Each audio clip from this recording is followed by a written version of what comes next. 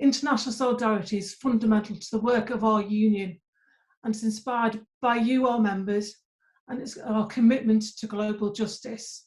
Through our international work, our union aims to oppose oppression, fight for trade union and human rights, challenge austerity, champion our public services, and campaign for equal opportunities for all.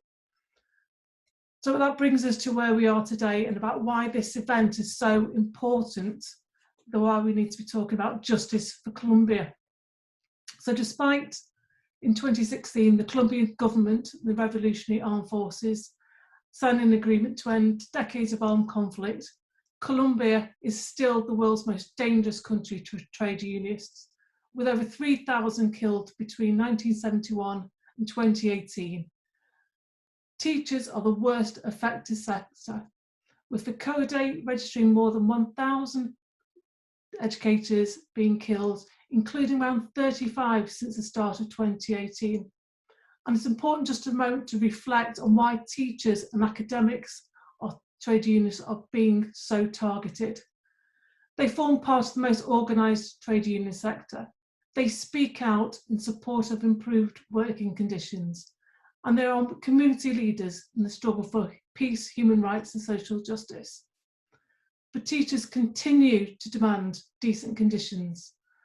They speak out, and that's why they need our support, and that's why we need to be here today. That NEU stands with teachers' unions around the world to demand all for teachers' rights and education rights for quality public education. And it's important that international pressure continues to ensure that the Colombian government fulfills its obligations to the peace process and ends violence against trade unionists and activists.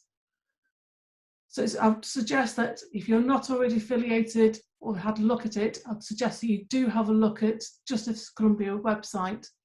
And it's fantastic that we are joined by such a vast array of people, including members of the Executive Committee of Colombia's FECODE Teachers Union, as well as our very own NEU Joint General Secretary, Mary Bousted, William Velandia. William was elected President of FECODE in January 2021, very recently, succeeding Nelson Aracon, who spoke at last year's NEU JFC joint event on Colombia. William has been both a teacher and a trade unionist for over 40 years, was previously a regional committee member for Colombia's largest trade union confederation, the CUT. He's joined the FECODE Executive Committee in 2013. He's also Vice President for Latin America at Education International.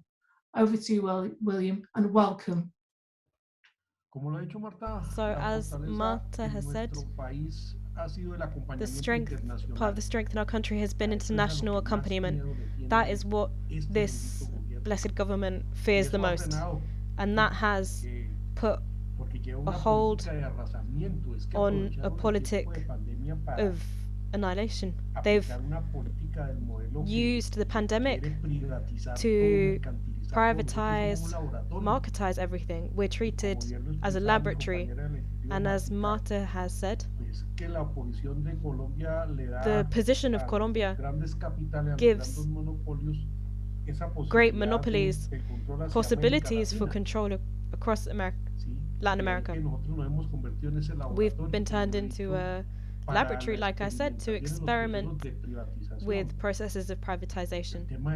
The health system, as I said,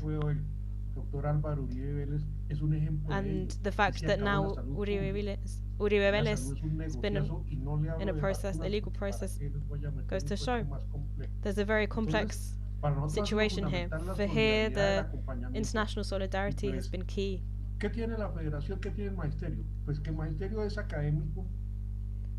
Teachers, the vocation of teachers, as we've said, has a commitment to public education, and we've been able to articulate our position from FECODE against these attacks. We have a very organized structure with many different branches, and we have a strong democratic process within our organization a strong ideology, and we're committed to working through issues and articulating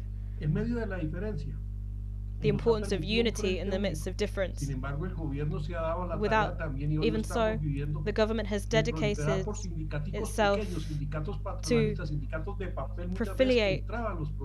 proliferate smaller trade unions, and there have been many unions that don't really have members but who serve the establishment to try and sabotage long-standing trade union organizations. And we continue in our struggle against that. And this is what's allowed us to put up with all of this.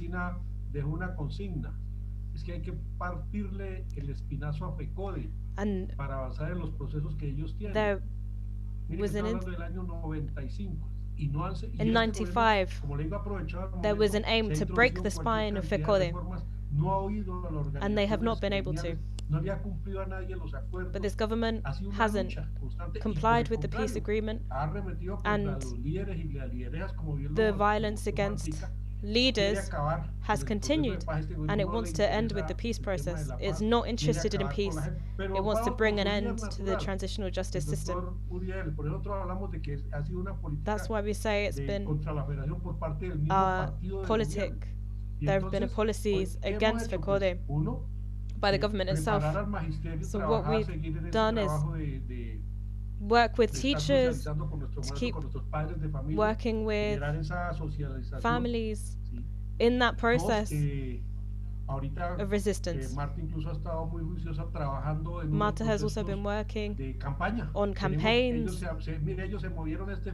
even this weekend.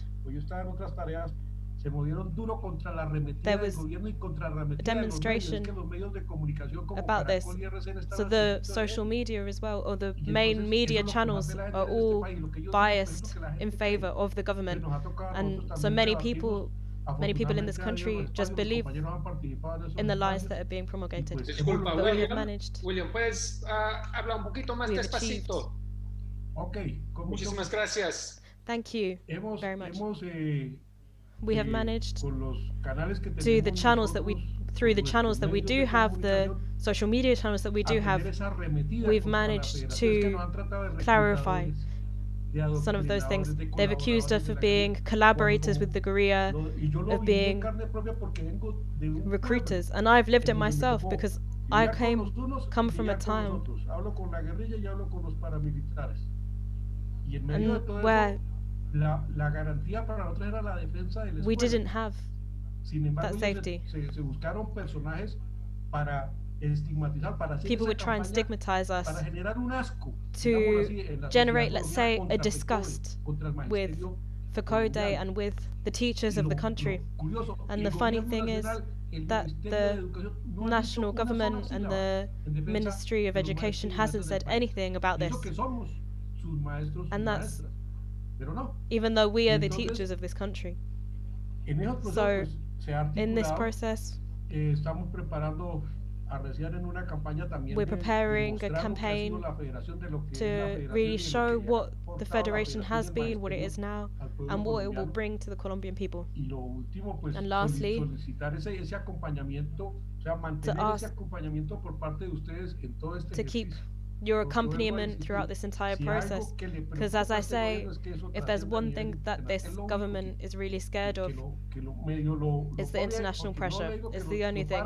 I'm not saying it will stop them, but it will make them think at the very least.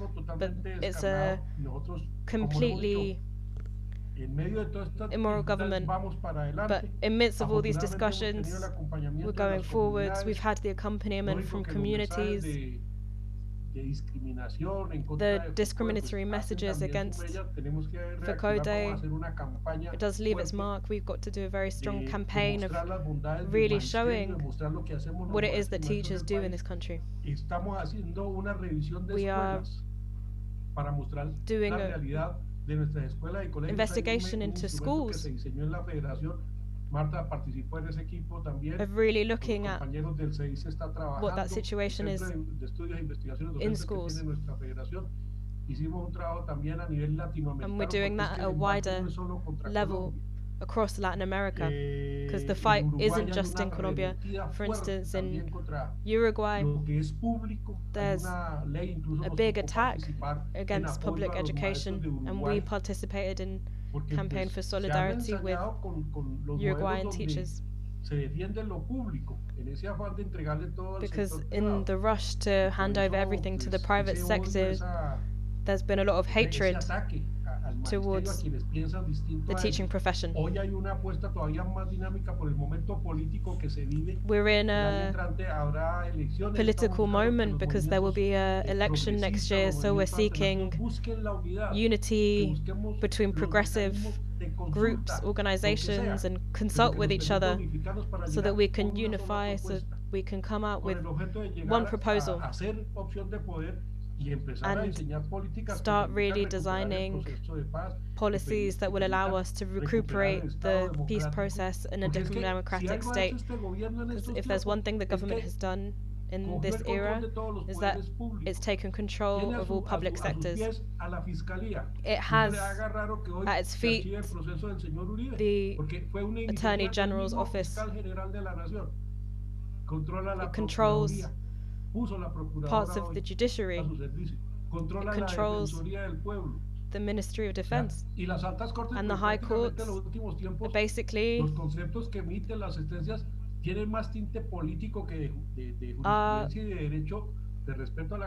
completely biased. And all of this is very worrying. That's what this government has done in these years.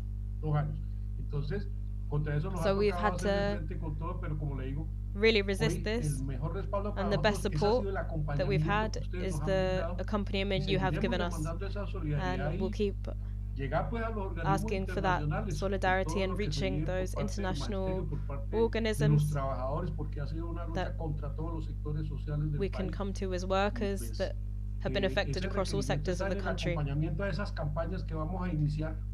And just we'll need accompaniment for the campaigns that I've mentioned, and we hope that you'll continue to support us and to recover the reputation and image of our federation and resist the stigmatization of teachers and teachers of FECODE, and of course the campaigns in defense of life, of the work of teachers, and of biosecurity standards for schools. Imagine that in the midst of this crisis, they were going to bring in a tributary reform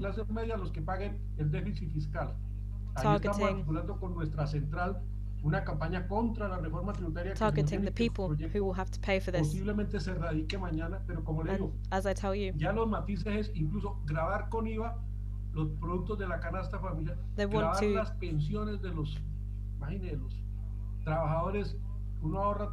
bring in reforms of pensions.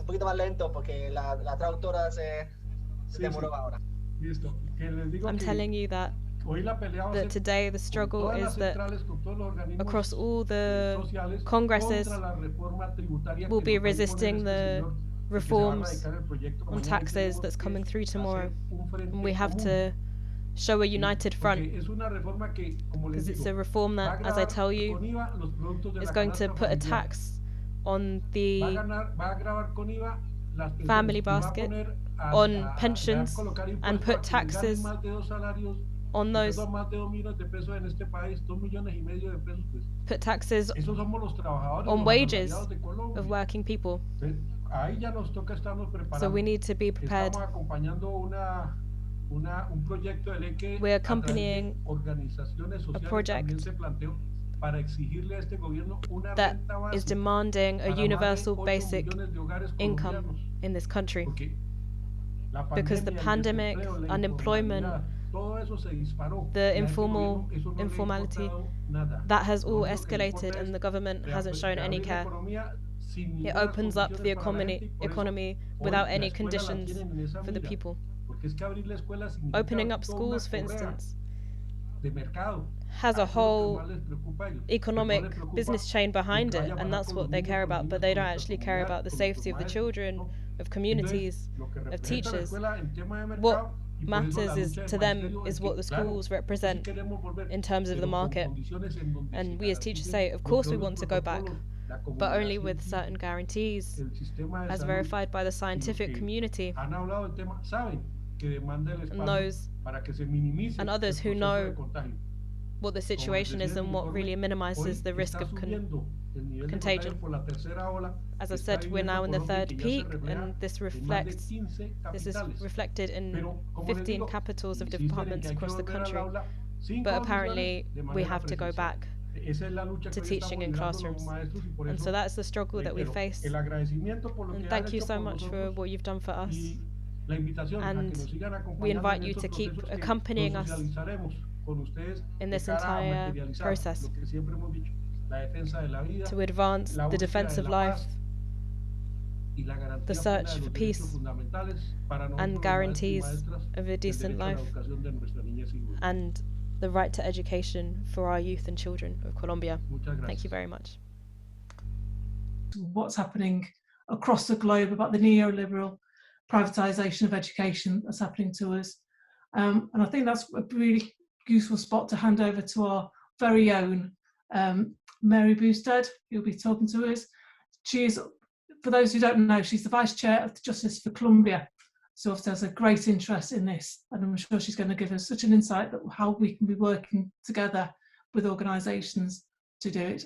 Great, hi, thanks Dawn, and welcome everyone, and a particular welcome to William and Martha from FECODE. It's fantastic to have you with us in this virtual event, and we send our solidarity and our greetings from the NEU. So I just want to say a little bit about my experience. I went to Colombia as part of a delegation with Justice for Colombia in 2006. And although I'd done my homework before the trip, nothing can prepare you for the reality of visiting Colombia. So we went there, we went to Bogota to begin with, which in the centre is a really beautiful city, beautiful painted colonial houses, really very beautiful. And we did that in the morning. In the afternoon, we went back to the hotel, and we walked into a room, we sat down, and then two quite small men came in, looked perfectly ordinary. They were wearing leather jackets. They sat down, they told us their names. The speech always starts with "Mi nombre es," and then you get the name. And then they started telling their tale, and both of them, their sons had been tortured and murdered. Their bodies had been clothed, there'd been their own clothes taken off them, they'd been reclothed in guerrilla uniforms, and they were part of the 6,500 completely innocent, they were peasant farmers, their sons are peasant farmers, working in the fields, taken by the soldiers, tortured and killed as part of Uribe's false positives, which is that soldiers would get money, they get a reward for the bodies of guerrillas, and so the way they got the money was to kill ordinary citizens in the fields. And I can't begin to explain to you what the experience was like, and how you suddenly become completely dislocated. You know these things happen, you've done your homework, you've read, and yet you're sitting in a hotel room with two fathers whose sons were tortured and killed because they're in the wrong place at the wrong time. And then the purpose of our visit was to hear testimonies. So we did that. We went to the prisons in Bogota, the men's prison and the women's prison, and we met students and scholars and academics and members of the FARC and the NLA who have been tortured and who are being kept in the most appalling prisons without medical treatment and with no prospect of release.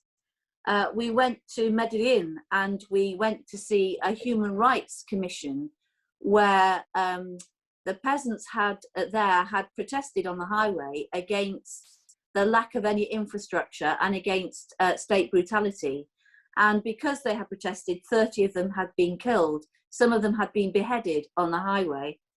And we went for a peace and reconciliation meeting where the head of human rights, Carlo Franco, who was an ex-guerrilla turned paramilitary and was now head of human rights in Uribe's government, he said in a speech to that commission, to the peasants, that if they gave testimony, he would hold them personally responsible for their testimony. In other words, the head of human rights was standing there and saying, if you gave testimony about what you have seen happen, I will hold you responsible and it will happen to you. We met with Herman Sanchez, who was Deputy Minister for Defence, and General Morales, who was then head of the prison service. And all of these men completely denied, that there were any cases of torture in Colombia and no collusion between the army and the paramilitaries.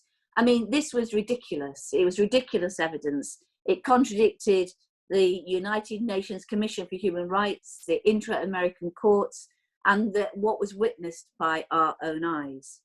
So when the peace process started in 2016, the peace process, which Justice for Colombia was so involved in, with Mariela Cohon, who was involved in the process, working with the FARC to bring the FARC to peace, working with the Norwegian government and the Colombian government and others to bring Colombia to a situation of peace. And when the peace agreements were signed, even though it was overturned, but then signed and agreed by the parliament, there was such hope that there was a chance for the country to rebuild itself.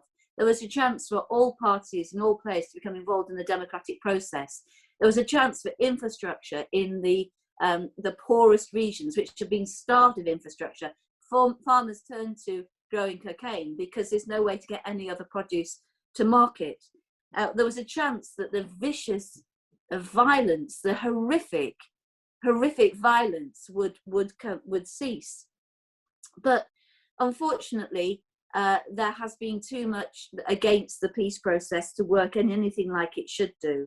More than 30 teachers have been killed between 2018 and 2020 in Colombia. And teachers are targeted because they're the most organised trade union sector, because they do, as William has just shown us, make demands for improved conditions, and because they are community leaders in the struggle for peace and for human rights and for social justice.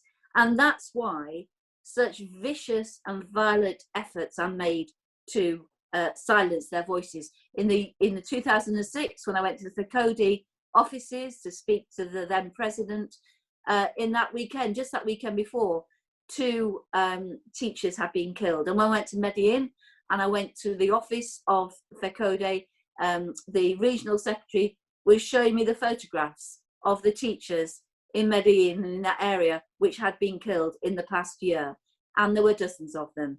So that is why in the NEU we cannot forget Colombia, because Colombia is not a place yet where it is safe to be a trade unionist. It's not a place where it is safe to be a teacher. It's not a place where it is to be a left-winger in the political environment.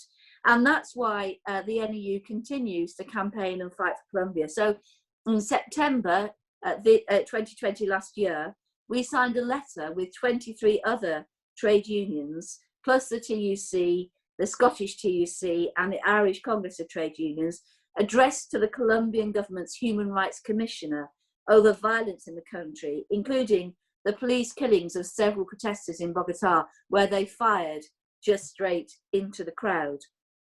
In November, we signed a letter to President Duque over death threats against FECODE's executive committee. And in November also, we signed a letter condemning the murders of 2 FECODE teacher trade unionists, Byron Revelo Insuasti and Douglas Cortez Mosquera. And that's why it is so important to keep supporting the work of Justice for Colombia. Both our legacy unions supported the work of Justice for Colombia, and we must continue to do so. And we want to encourage all NEU members to affiliate their branches to the Justice for Colombia. We follow Justice for Colombia work. They're really good. They keep us informed about all important issues, and members can invite JFC speakers to their branch and the district committees. I'm very proud to be a vice chair of Justice for Colombia. I've never forgotten that trip in 2006. I never will. It's a moral duty, it's an ethical duty to not let the world forget that Colombia still suffers from systemic and endemic state violence with impunity against trade unionists and against activists. And until that stops, we must not stop. Thank you, Dawn. Thank you so much for that, passionately. And it's really important that we do think about practical activities that we can do. So as Mary just said, if you've not invited Justice for Colombia to your branch or district meeting, do that. If you're not an International Solidarity Office as well, think about putting your name forward for the actions that should be coming up soon. I have posted in the chat the link to the report that Mary referenced when she was talking. It's really important and really knowledgeable and in-depth reports. I think we all need to be considering to inform ourselves and other people why we need to be moving this forward. And I'd just like to thank Mary for how well and fluently she spoke, especially that really supports our interpreters doing the work that they're doing, because it's a difficult job to do that. So we do need. So I'd like to go on now to our speaker 3, which is Martha. I know we've talked briefly about the Colombian Federation of Educators, FECODE. It is Colombia's largest trade union with over 270,000 members. And we're lucky enough to have Martha Alfonso, who is the second vice president, as well as the human rights coordinator. She's got a teaching background in maths, and she's compiling reports on violence against FECODE during the armed conflict to submit to the Truth Commission and other transitional justice bodies created in the 2016 peace agreement. So over to you, Martha. Thank you and welcome. A report submitted by the teachers of Antioquia starts with a story of a teacher that was teaching a class and who was assassinated at 7 in the morning in front of all the teachers, in front of all the children. And to protect himself, he lifted up books to protect his life, and that is what gave the name to this report. And the second one is a national report, and the third is a narrative by teachers who experienced anti-trade union violence. So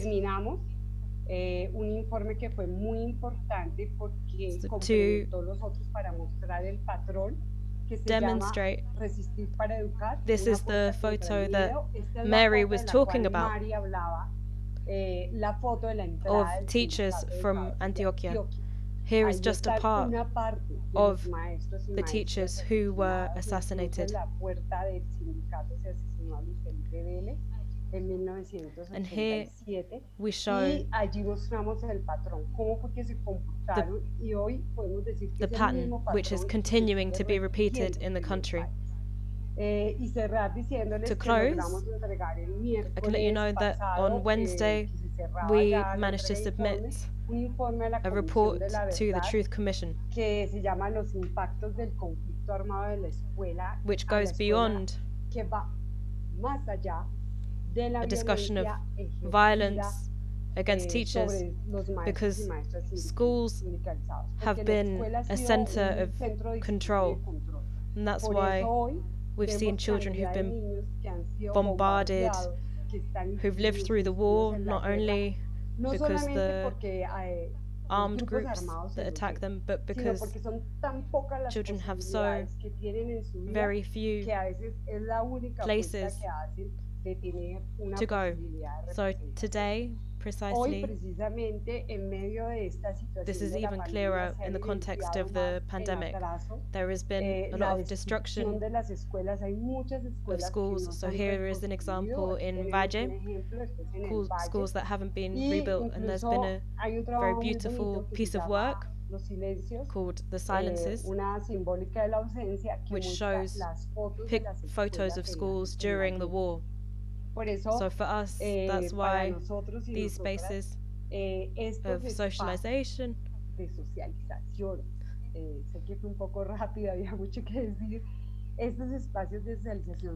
of the war, have certain terms, they have subjects, and we keep being victims of persecution while children keep experiencing conflict across the entire country. Many things have happened, and the hope that the peace agreement could end these issues, that hope feels very far away. Today, there are many armed groups, dissident groups, and paramilitary groups that have exist in all the territories, across the territories, sorry. And we're also facing a narrative from the government that accuses teachers and poses a challenge to the independence of that education. So we've made a request to the Inter-American Court of Human Rights. We have asked all of our brother and sister organizations help us with denouncing this, because this is possibly the only thing that could hurt the government, to hear this from other governments. So it's very important to recognize what has happened and to publish them, visibilize these reports, and recognize our work as not only as investigating these things, but recognize our work as defenders of human rights. And in general, just to say thank you so much for opening up this space. Often we as teachers, we say we don't know what we as teachers are even made of, what we as Colombians are actually made of, to be able to resist this conflict. We're in one of the most controlled, violent places in Colombia, but despite all of this, the resistance grows, and we keep going with the hope that this country can change and that there will be peace across the territories. Thank you so much.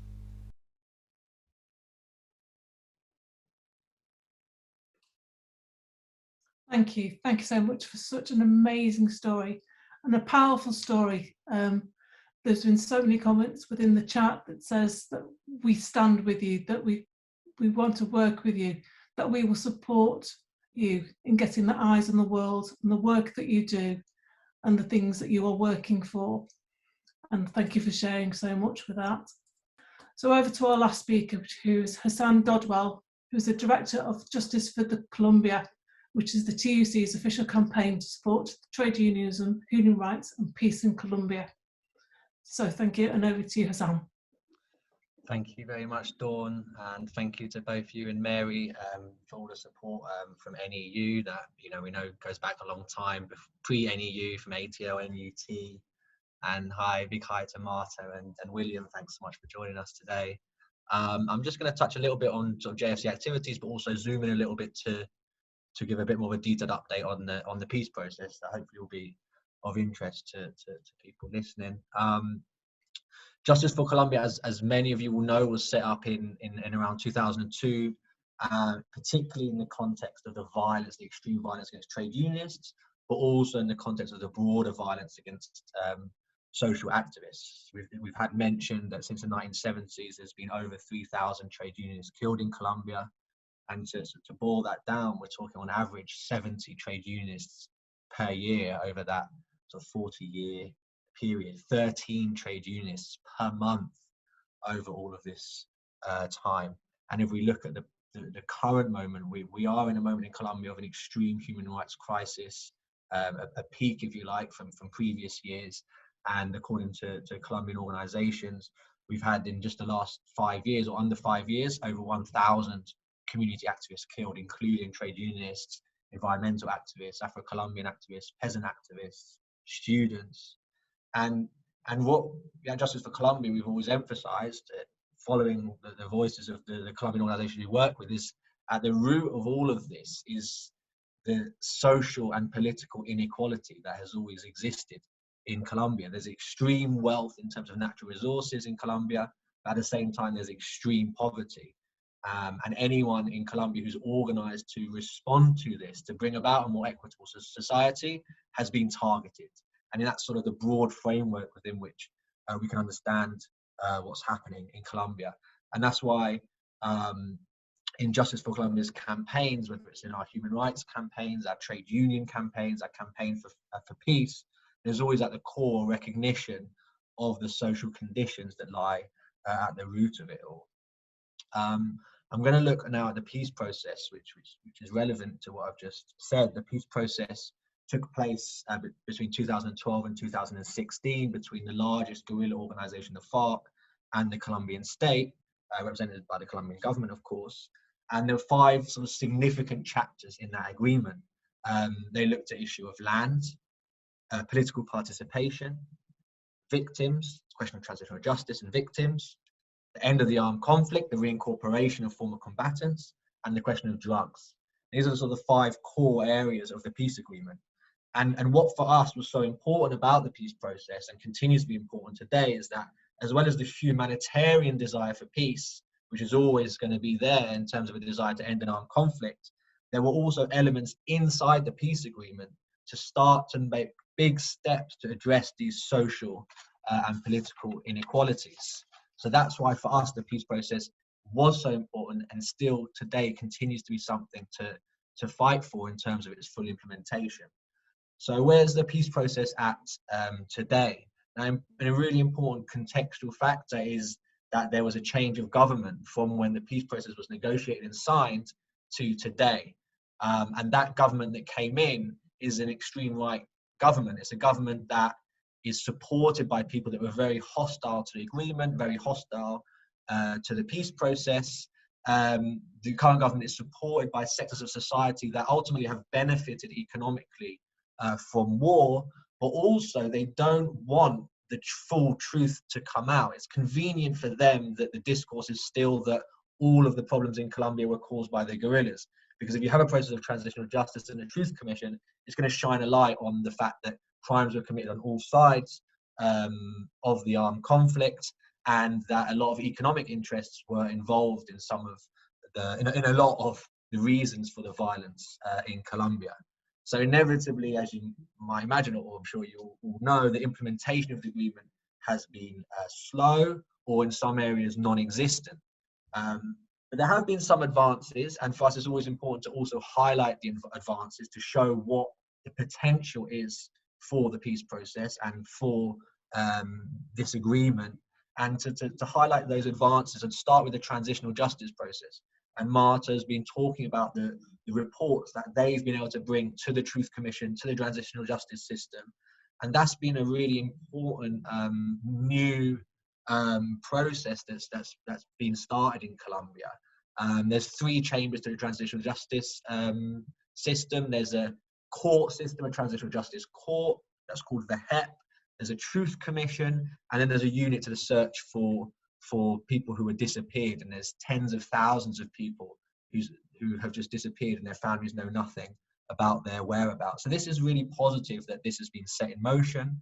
The second big area is that the FARC as a guerrilla organization have, everyone who's verified and been monitoring the peace process has accredited their full commitment to that process. There's many examples of small-scale farming or different economic projects that have been set up by the former combatants, whether it's pig farms, whether it's little tourism projects. Some have even been making beer as well. There's been a FARC political party that has been engaged in the electoral system and has had 9 seats at the moment in Congress. In terms of rural reforms, there's a big but to this, and I'll get onto that in a second. But there has been some advancement in terms of developing some plans in terms of reforming the countryside. And there are just examples across Colombia of former combatants, members of the army coming together to work together to make this peace process a reality. And those are things that we really should celebrate. And that's why we still think it's important to support this peace process. These are clear examples of things that can happen if we continue to pressure for the full implementation.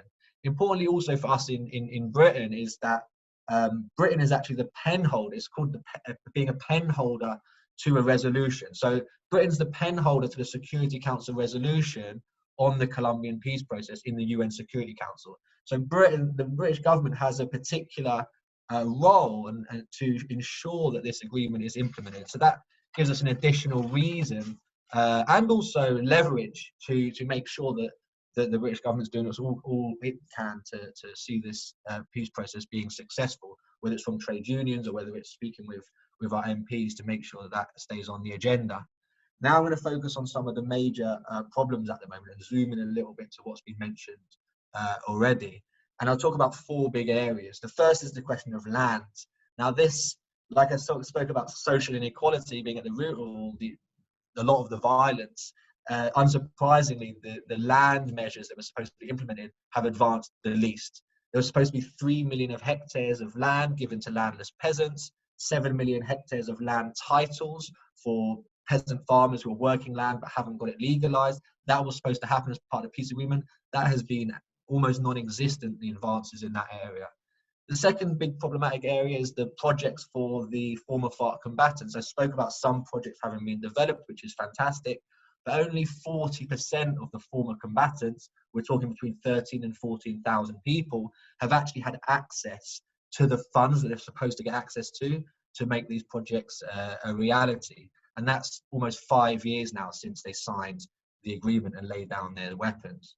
The third big area, and this is obviously, probably the most alarming of all, is this lack of security guarantees, the extreme human rights crisis. As roughly 300 activists were killed last year, but also FARC former combatants are being targeted, and over 250 former combatants have been killed since they signed the agreement. And there's mechanisms inside the peace agreement that were supposed to bring together civil society groups and the Colombian government to focus on how to deal with the illegal armed groups. But this policy still hasn't been developed by the Colombian government. Participation in the forums has been absolutely minimal. And so this, again, is massively problematic. And what is left is a complete vacuum in the Colombian countryside, almost a failed state, where different illegal armed groups are at war with each other and ultimately fighting over control of land and control of illicit economies. And that sort of brings me on to the 4th point, which is often what people will hear about when they speak of Colombia, or particularly in the press or in the media or in watching Narcos, is that it's all about drugs. It's not all about drugs, it's about social and political inequality. Drugs plays a role to fuel that and keep it going. And in the peace agreement, there was a mechanism to treat the drug situation in a very different way.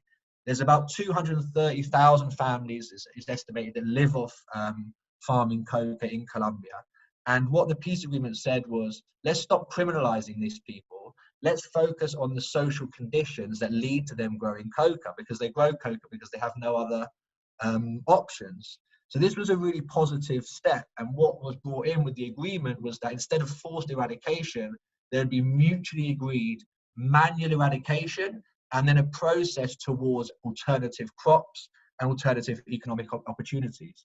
But of the 99,000 families that have signed up to this agreement, their commitment to it has been verified on multiple occasions, and they haven't gone back to growing coca. Only 2% of the 99,000 have actually gone through to being able to access funds for an alternative economic project. At the same time, the Colombian government is going forward with forced eradication and is even talking about going back to the aerial fumigation, where they spray over Monsanto-produced glyphosate across the countryside, which destroys the coca crop, but also destroys everything else, and has been shown to be far less effective than the manual programs, where far less people go back to growing coca again. So this are some of the major problems. And it's particularly important, this question of not complying with the peace agreement with regards to coca, because what the Colombian government will often say in response to the human rights crisis is, well, what can we do? there's a massive amount of Coca and illegal armed groups that we can't control.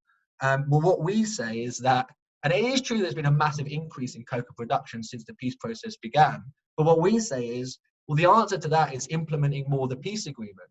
There's mechanisms inside the peace agreement to respond to the armed groups, to respond to the Coca production, to respond to the lack of infrastructure in the countryside that makes these economic projects unviable.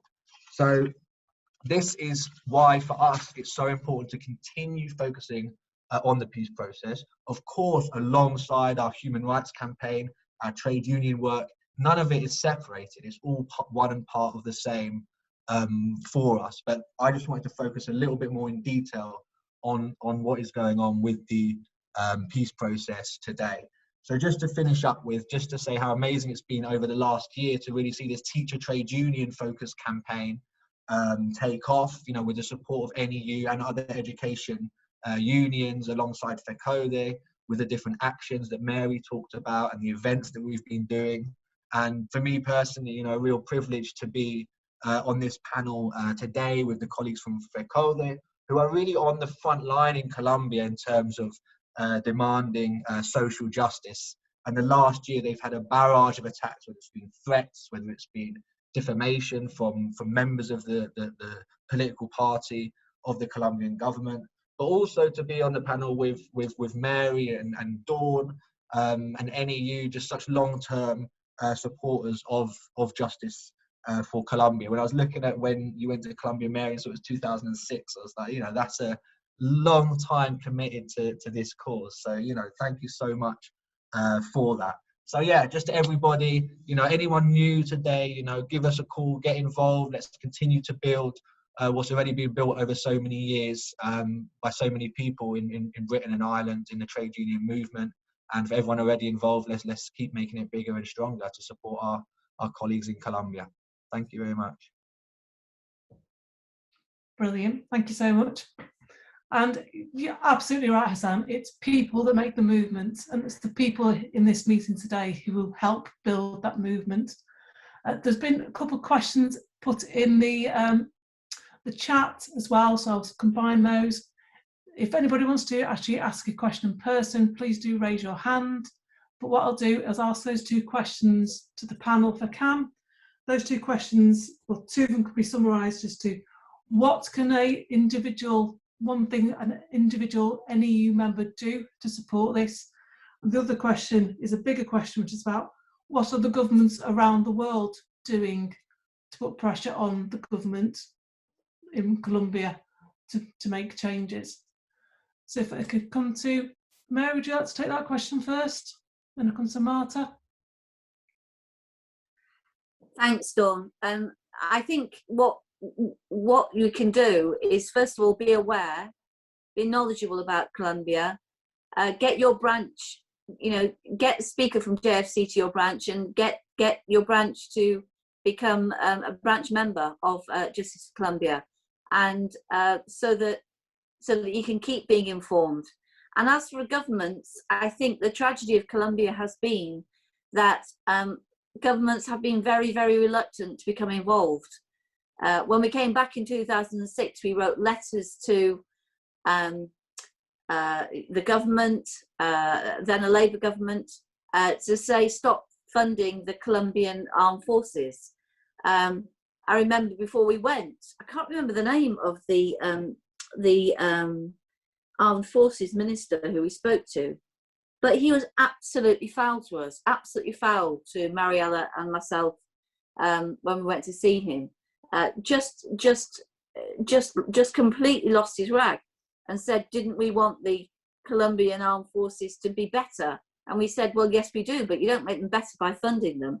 So there has been extreme reluctance on the part of other governments to recognise and understand the problems in Colombia. And as Hasan has said, it's just been focused around drugs. Well, the drugs issue, the Coca issue, is absolutely focused around structural and litigious inequality.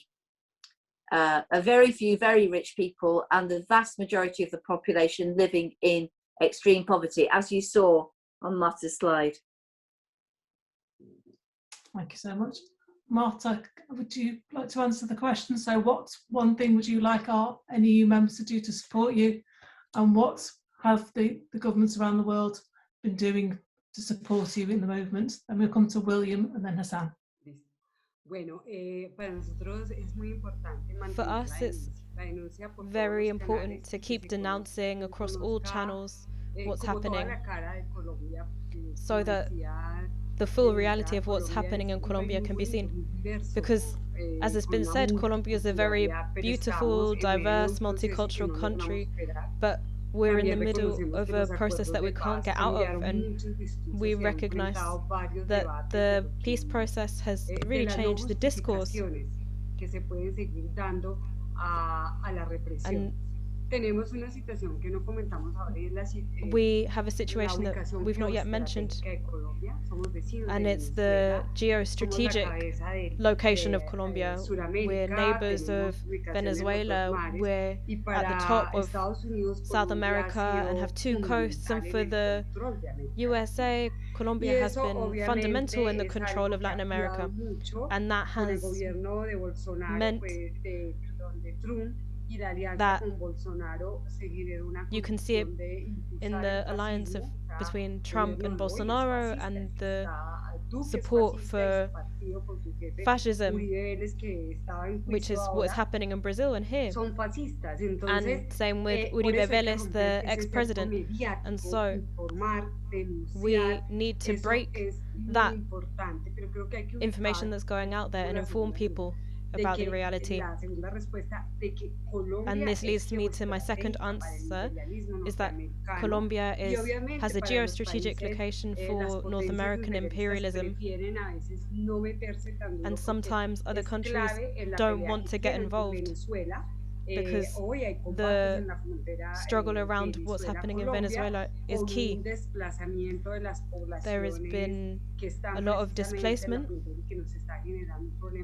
on that border between Colombia and Venezuela, and it's a very complex situation. So Colombia has never had an alternative government. Under the government of Santos, there was an interest in peace, but there was still a similar dynamic. We have to remember that Santos was a minister of defense under Uribe, and he was in agreement with what happened with the false positive scandal. So the hope for Colombia and having an alternative government is something that's much clearer today, and for us it's very important. The denouncements, and we hope to visit many other countries and hope that you'll support us in the different scenarios that we come and visit, but obviously that's been paused because of the pandemic, but we're looking forward to renewing this in physical spaces. That's my answer. Thank you. And it would be so nice to have those physical spaces and those physical meetings once again to be able to support you. Thank you. And thank you so much for that. That's why we're here, to help you support with it. And I hope you will consider the National Education Union part of your family of resistance, pushing back on these. So as we sort of approach the end of the meeting, just want to finally, just for the last few words, hand over to Hasan to address those last few words about what we as NEU members can do to support this. I'll just say, as has been said and written on the chat already, you know, depending on how much time you have, you know, a really simple thing you can do is affiliate with Justice for Colombia at a branch level. And I know that sort of off the back of this and a new sort of leaflet we've got as part of the Teacher Trade Union campaign, we wanted to sort of really focus on getting more contact at the different levels of NEU together with the international department. So hopefully we'll be able to do that. But yeah, on one level is affiliation, but then of course, you know, more active engagement is really, really welcome. So if there's events, if you an invite to a branch meeting or bringing several branches together, whether it's at district level, and of course it's really easy now to bring over speakers from Colombia as well, if we wanted to organize something like that. And the idea of that one, of course, is raising awareness that then people can then spread the word among their networks, but also then to be activated. And then we can talk about, you know, whether we're doing specific campaign letters that are already happening at sort of the national level. But of course, we could be doing that at different levels of the union as well. And we can work together on that to keep the pressure up, you know, and that's ultimately, you know, we know it's going to be something that goes on for a long time. Unfortunately, it has already been going on for a long time. We're talking about big political, social issues, and the situation in Colombia is so extreme that, you know, we need to keep talking about these things. We need to keep putting pressure on both our government, you know, whether it's to MPs, however sort of we write letters and put them where we focus attention, or also to the Colombian authorities themselves in response to human rights abuses, in support of the peace agreement, in response to attacks against trade unionists. So that's, you know, what we can do on sort of practical level at different sort of levels of availability, let's say, you know, as an affiliation, or they're sort of drawing a more concrete relationship at the branch or divisional level, aimed at raising awareness and aimed at keeping the advocacy constant. And just to add to that, you know, why it is something that is important for the British government to be looking at. I mean, of course, it's something important anyway, because there's such, you know, we're talking about issues of people's lives and an extreme human rights crisis. But Britain just rolled over the EU-Colombia Free Trade Agreement, for example. There's now a Britain-Colombia Free Trade Agreement. There's arms export licenses that get issued for Colombia for arms trade to, you know, sold to Colombia. There's police training going on between the British state and the Colombian police force. And as I mentioned previously, Britain has a specific role in terms of ensuring the peace agreement is upheld. So there's plenty of areas there that make it even more important and more specific reasons that we can be bringing this to the attention of MPs or the British government. And it's also really important, just to finish, because I think it's really important that William brought up this question of the encroachment on state institutions, the politicization across Colombia at the moment on state institutions, on the court systems, on different state oversight bodies of administrative, of like disciplinary processes against state workers. You know, that this is becoming politicized in a really strong push to the far right. And I know the TUC are doing a lot of work on this, but this is happening right now in Colombia. And what the Colombian government says internationally is, of course, we're implementing the peace agreement. We are completely committed to implementing the peace agreement. The reality on the ground is very different. Another tactic it's using a lot is, look at Venezuela. Venezuela this, Venezuela that. There was even an article the other day in, I can't remember if it was The Economist or Forbes, I can't remember what magazine it was, but it was the Colombian Peace Commissioner, which he said, we tweeted about it, he said, the greatest threat, the greatest danger to the Colombian peace agreement, the greatest reason that the peace agreement isn't being implemented is because of Maduro in Venezuela. So this is the strategy that they're trying to use. We need to keep the pressure up as much as possible to make sure people are aware that no, it's the Colombian government that has responsibility for implementing the peace agreement. It's the Colombian government that has the responsibility for ensuring that there's security for people in the countryside and for trade unions and for activists, and making sure that our government knows that we're focused on these issues. And, you know, trade unions have power and have voice. So as much as possible, let's mobilize that and get in touch with us, and we can hopefully help make that happen. It's a really good place to end on. There have been so many resources in the chat. Please download them. Have a look at the Justice for Colombia. And I do need to say a massive thank you to all our speakers, to Mary, who's just had to leave us a bit early. A thank you to William, to Martha, and to Hasan for speaking tonight. And a really big thank you to our translators who've been doing a fantastic job tonight. And a thank you for everybody who's attended tonight. I hope you will join us in the Justice for Colombia campaign, and that we will be moving forward. And big solidarity to all the work you do. And I hope you have every success in your campaigns. Solidarity. Thank you.